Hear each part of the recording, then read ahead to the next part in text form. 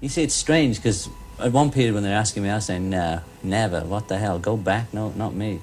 And then there came to a period when I thought, well, why not? If we felt like making a record or doing something, everybody always envisaged the stage show. To me, if we worked together at the studio again, you know. There's a photograph that circulates every few years online.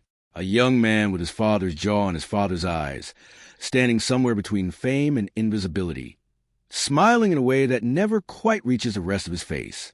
That young man is Julian Lennon, and for almost his entire life, he has carried a name that opened every door in the world while quietly closing the one that mattered most, the door to his own father's attention. This is a story of a boy born into rock and roll royalty who spent decades trying to figure out where he stood in a family built around one of the most famous men who ever lived. It is a story about a mother who held everything together, a father who struggled to show love even when he sang about it to the entire planet, and a stepmother who became, for Julian, the living symbol of everything he lost. Somewhere in that tangle of grief, jealousy, and unfinished business sits the question so many fans still ask today: who does Julian Lennon truly resent, and why has it taken him a lifetime to find peace? To understand that, we have to go back to the very beginning, to a young art student in Liverpool who fell for a brash, funny, unpredictable boy named John.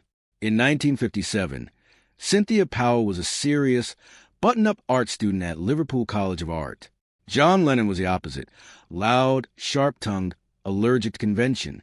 Cynthia was already seeing someone else when John first set his sights on her, but he was not the type to accept no quietly.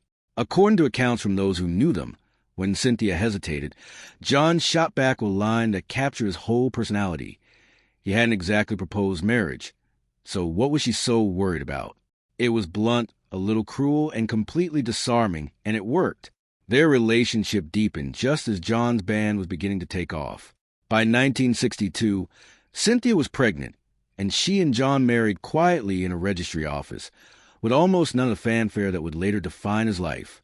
Julian was born the following year, on April 8, 1963, in Liverpool, arriving at the exact moment his father's band was exploding into a phenomenon that would reshape popular music.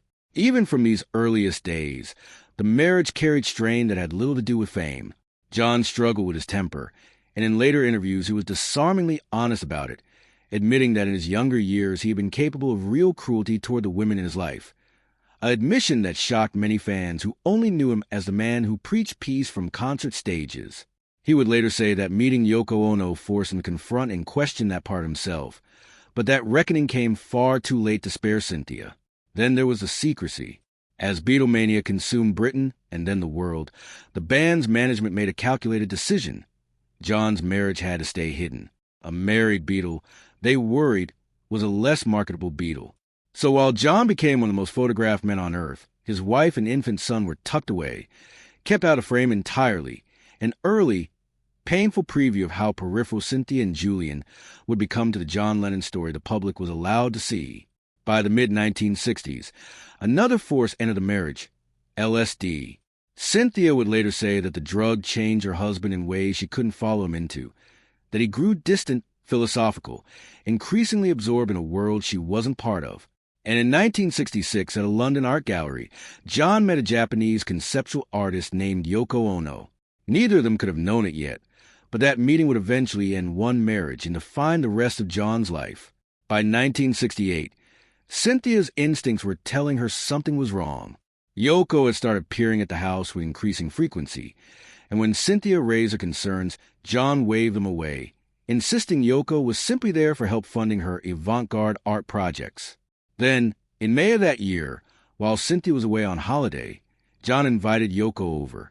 The two of them spent the night together recording material that would eventually become the Two Virgins album, infamous for its cover photograph of the pair. When Cynthia returned home, she walked into a scene that would define the rest of her life story. Yoko Ono sitting in her kitchen, wearing Cynthia's own bathrobe, sipping tea with John as though nothing unusual was happening at all. John's reaction, by most accounts, was almost eerily casual, a simple greeting, as if his wife had just stumbled into an ordinary Tuesday afternoon. Cynthia left. The marriage effectively ended in that moment, though the paperwork would take longer to catch up with reality.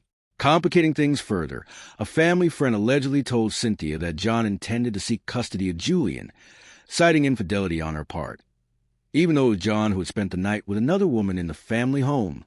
Eventually, cooler heads, or perhaps just practical ones, prevailed. John allowed Cynthia to file for divorce, and the two settled out of court, with Cynthia receiving a modest financial settlement and custody of their son. John married Yoko the following year, in 1969. It would become one of the most famous, most scrutinized partnerships in music history, lasting until John's death outside his New York apartment building in December 1980, shot by an obsessed fan who, chillingly, stayed at the scene reading a novel until police arrived. Yoko was left to carry his legacy forward, and Julian was left to grow up mostly on the outside of his father's new life. Julian Lennon's childhood was, in many ways, a study in contrasts, enormous privilege paired with quiet neglect. He was named after his father's own late mother, Julia, and as a small child he had genuine brushes with rock and roll royalty. Beatles manager Brian Epstein was even his godfather, but proximity to fame did not translate into closeness with his father. When Julia was about 5 years old, his parents' marriage collapsed for good, and John left for Yoko. From that point forward, Julian grew up largely detached from his father's day-to-day life, raised instead by Cynthia, who did her best to build something stable out of wreckage. There were, remarkably, moments of unexpected tenderness woven into this painful period. A watercolor painting Julian made as a young boy, of his friend and classmate Lucy O'Donnell surrounded by stars, reportedly inspired his father to write Lucy in the Sky with Diamonds, one of the most iconic songs of the era. And when Paul McCartney witnessed how much Julian was struggling with his parents' divorce, he wrote a song to comfort him, a tune originally called Hey Jules, later softened to Hey Jude, because it simply sang better. It became one of the best-selling singles in history, written not for John Lennon's fame, but for his son's heartbreak. Julian stayed with his mother through his school years, first attending Kingsmead School in Hoylake, and later, after Cynthia remarried, Rydal School, a boarding school in North Wales. Far from his father's orbit, Julian quietly developed his own interests, drawing, painting, and an increasing pull toward music, despite growing up almost entirely outside his father's household. Even from a distance, John's influence crept in. During a rare visit in the early 1970s, encouraged by John's and girlfriend May Pang, father and son spent real time together. John bought him a Gibson Les Paul guitar and a drum machine for Christmas and taught him his first chords. It wasn't much measured against a childhood, but it planted something that would grow into an entire career. Julian's first real credit in music came astonishingly young. At just 11 years old, he played drums on Ya Ya, a track on his father's 1974 album Walls and Bridges, credited cheekily in the liner notes as starring on drums. He later joked that if he'd known the track would actually make the album, he might have practiced a little harder. That early cameo was the seed of a genuine career. Julian grew up listening not only to the Beatles, but to David Bowie, Steely Dan, and AC/DC, absorbing influences that shaped a sound distinctly his own. In 1984, he released his debut album, Veloute, produced by the legendary Phil Ramone. It was an immediate success. The title track and lead single, Too Late for Goodbyes, became hits, and Julian earned a Grammy nomination for Best New Artist. Paul McCartney, ever the family friend, sent him a telegram of congratulations. But success came with a cost that had nothing to do with talent. Every review, every comparison, every headline carried the same shadow. He was measured not against his own work, but against a father he barely knew. His second album, The Secret Value of Daydreaming, 1986, had a rougher critical reception, though it still reached the Billboard 200 and produced his first #1 hit on the Rock Tracks chart, Stick Around. Julian kept pushing into new creative spaces throughout the following years, starring as a baker in a stage production of The Hunting of the Snark at the Royal Albert Hall, performing alongside Chuck Berry, and continuing to release music to the late 80s and early 90s. His 1991 album, Help Yourself, which included a collaboration with George Harrison on the single Saltwater, proved he had staying power beyond novelty interest in the Beatles' son. He also lent his voice to a cover of Ruby Tuesday for the Wonder Years soundtrack, further cementing his range as an artist independent of his family name. By the 1990s, Julian began deliberately stepping back from the spotlight. A transformative encounter with Aboriginal communities in Australia redirected his focus toward philanthropy and environmental causes, pulling him away from the industry that had both made and burdened him. Notably, when the surviving Beatles reunited to work on the anthology project in the mid-1990s, there was public speculation about whether Julian might somehow be involved. Paul McCartney addressed it directly, essentially asking why anyone would want to put Julian through that particular ordeal, a small, telling moment that showed even outsiders understood how loaded the Lennon legacy was for him. Julian returned to music in 1998 with Photograph Smile, released on his own label, earning warm reviews.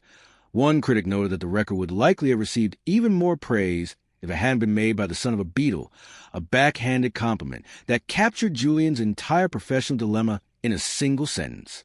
He continued experimenting over the following decade, even recording a version of When I'm 64 for a television commercial in 2002. Then, in 2009, Julian did something quietly profound. He revisited Lucy in the Sky with Diamonds, the song his childhood painting had inspired decades earlier, releasing a tribute track simply called Lucy in honor of his late friend Lucy O'Donnell, who had passed away from complications related to lupus. He donated half the proceeds to lupus research. It was a full-circle moment, turning a symbol of his father's fame into something entirely his own, rooted in genuine grief and generosity rather than legacy. His creative evolution continued into the 2010s and beyond. In 2011, he released Everything Changes, documented in the film Through the Picture Window, which featured commentary from artists like Steven Tyler and Bono. In 2022, he released Jude, an album whose title deliberately referenced the song Paul McCartney once wrote to comfort him as a devastated 5-year-old. Julian described the record as deeply personal, calling it very coming of age, a moment of finally facing up to who he was, on his own terms.